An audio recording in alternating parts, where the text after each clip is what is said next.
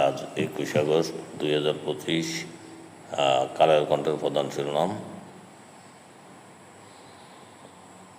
আবারও রোহিঙ্গা ঢুকছে কক্সবাজারে।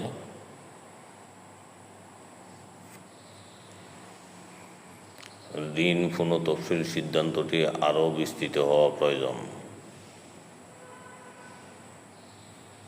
পিআর পদ্ধতি চাপিয়ে দেওয়ার চেষ্টা চলছে।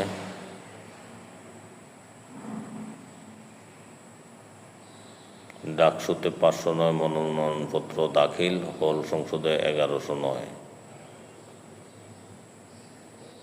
ভিসা দিতে আমেরিকা বিরোধী মনোভাব খতিয়ে দেখা হবে।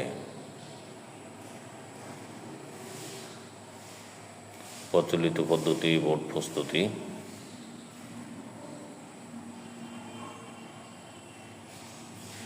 মালয়েশিয়ার 30,000 কর্মসংস্থান।